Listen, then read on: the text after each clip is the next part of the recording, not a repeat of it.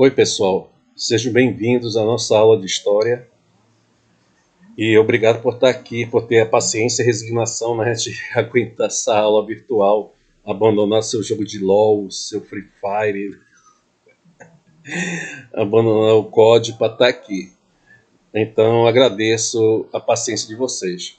Então, dito isto, vamos direto ao ponto. O tema da nossa aula de História vai ser reformas religiosas. Perfeito? Reforma está no sentido plural, porque não vai ser só uma reforma, vão ser várias reformas e que vão atender categorias diferentes, interesses diferentes, de acordo com categoria ou classe social. A gente vai vendo a seguir, né, na medida que for seguindo essa videoaula. Bom, outro ponto é o seguinte, não vai dar para falar de todas as reformas religiosas, então nós vamos dividir ela em partes, ou seja, 3 ou 4 partes, para que não fique cansativo para vocês, tá? De acordo com o avançar dos slides e de acordo com o tempo que for tomando da nossa videoaula, perfeito? Então tá. Reformas, você já percebeu que está no plural, então porque são várias reformas. E o que significa reformar? Reformar significa aperfeiçoar algo, melhorar, né? Deixar mais dinâmico. Perfeito? Então, o que se pretendia reformar? Reformar o cristianismo.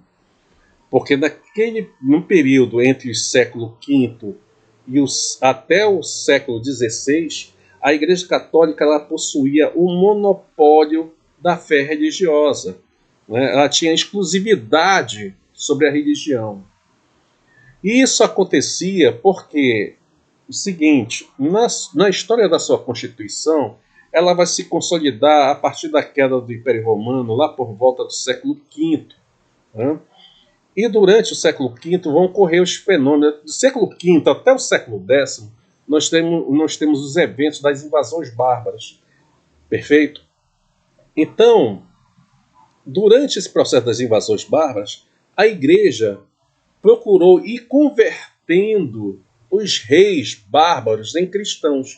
O primeiro rei bárbaro a ser convertido, segundo me consta, foi Childerico, né, que era rei dos francos. E depois, sucessivamente, outros reis foram se convertendo, que era uma forma de eles terem um Estado, né, baseado no antigo Estado romano, né, que a Igreja, em tese, tinha herdado. É o que ela alegava, né, ser representante ainda herdeira do Império Romano. É por isso que a Igreja Católica se chama Igreja Católica Apostólica Romana. Perfeito? Lá pelo século X, a Igreja ela tem uma primeira divisão. Na verdade, o cristianismo tem a primeira divisão. A religião cristã ela entra num conflito interno, e esse primeiro conflito interno vai fazer com que ocorra a primeira cisão, a primeira divisão da cristandade. Aí vão surgir duas igrejas. Uma é a igreja cristã ortodoxa, que fica no Oriente, lá hoje onde é Istambul, na Turquia, que antes era chamado Constantinopla, e antes de ser Constantinopla era a cidade de Bizâncio, né? Certo? A cidade grega de Bizâncio, e lá se montou a sede do Império Bizantino e da Igreja Ortodoxa, né, do Oriente, cristã ortodoxa. E no Ocidente, no caso da Europa, nós temos a Igreja Católica, a Igreja Católica Apostólica Romana. Perfeito? Então tá. A Igreja Católica, além de ter o poder político, claro, esse poder político era baseado no poder religioso, correto? E ela tinha um monopólio exclusivo da religião. E, claro, esse monopólio exclusivo da religião se baseava na interpretação do quê? Qual é a principal fonte de verdade na Idade Média? Nós temos que ver que a mentalidade na Idade Média era essencialmente religiosa. Você interpretava o mundo de acordo com as interpretações da fé cristã. Se você tinha uma boa seca, foi porque Deus quis. Se um fato bom ocorria com você, foi porque Deus assim o quis. Então, na verdade, o sujeito, né, segundo a própria interpretação da Igreja Católica, ele vem ao mundo para ser testado. Né? Se ele nasce pobre, vai ser testada sua paciência e resignação. Se ele for rico, vai ser testada sua abdicação aos bens terrenos. Então, de qualquer maneira, todos os seres humanos passam por uma provação. Perfeito? E a Igreja Católica era tão consolidada na Europa, né, do século V até o século XII, mais ou menos, que quando o sujeito nascia em território europeu, ele não se identificava como português, porque não havia essa noção de nacionalidade. Não se identificava como espanhol, como italiano, e se identificava como cristão, entenderam? Então, esse vai ser a primeira contribuição da Igreja Católica, essa contribuição de identidade social, né, interregional, através da religião, porque todas as pessoas procuraram se identificar como cristão. Certo? Entenderam isso? E aquelas pessoas que não se identificavam com isso, ou que contestavam, de certa maneira, os dogmas da Igreja Católica, quando eu falo dogma, o que é dogma? É uma verdade inquestionável, de acordo com a interpretação da Igreja Católica, como o milagre da transubstanciação, de transformar o pão e o vinho no corpo e sangue de Cristo, a infalibilidade papal, e dentre outros dogmas aí que não vale nem a pena citar, mas que você já tem como exemplo, uma verdade questionável. Toda vez que você questionava algumas verdades da Igreja Católica, você era considerado um herege. E geralmente o herege ele era perseguido, né, por essas ideias anômalas, pelo Tribunal da Santa Inquisição, que já existia dentro da Idade Média, mas que vai ser reforçado durante o século XVI e vai ser conhecido também como o Tribunal do Santo Ofício. Perfeito até aí? Então tá, retomando o nosso ponto de partida, a Igreja Católica tinha um monopólio do saber religioso, certo? E esse monopólio do saber religioso vai ser quebrado através da tradução da Bíblia do latim para o alemão. Quem vai fazer isso? Martinho Lutero. Ele vai fazer isso no século XVI, quando a igreja excomungar ele. Excomungar, né, retirá-lo da igreja e condená-lo ao inferno. Né?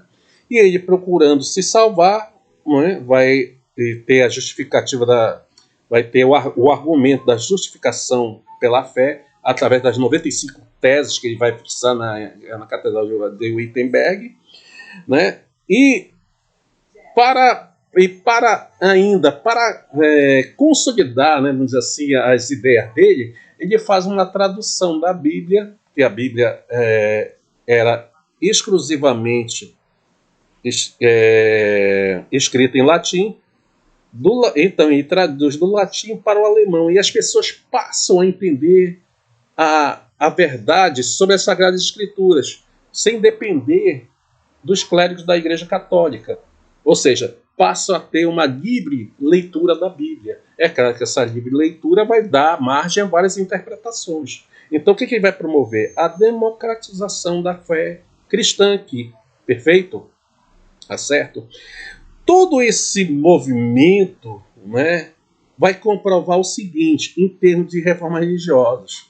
O que elas comprovam? É que a religião pode desempenhar um papel progressivo na história. Geralmente a gente tem assim uma ideia, né? Algumas pessoas têm ideia muito equivocada de que a igreja ela é reacionária, ela não gosta de mudanças, às vezes ela é muito travada, né? por causa da questão da moral, ou seja, ela é reacionária porque não gosta de transformações. Ela tem uma grande desconfiança a mudanças. Então, o que acontece é o seguinte aqui. Nesse caso das reformas religiosas, o que a gente tem que compreender aqui? Que a religião pode desempenhar um papel progressivo na história. Ou seja, de evolução social também. Entenderam? A gente vai ver isso mais à frente, principalmente com a reforma anabatista, que favorecia os camponeses. Perfeito? Então, aquela ideia do sujeito vir bater na igreja, vir bater na religião, às vezes se justifica. mas não pode ser, como se pode dizer, interpretada como um fato, né, incontestável, porque a religião pode, está dizendo aqui, pode desempenhar um papel de ajuda às sociedades humanas na história. Ou seja, a sociedade pode evoluir de acordo com as suas crenças, né? Essas crenças morais e religiosas. Perfeito? Entendido até aí? Então tá. Então aqui te dá a pausa nesse primeiro slide, para você não ficar cansado. E depois nós iremos para a segunda parte da nossa aula. Perfeito? Ok, gente. Até daqui a pouco.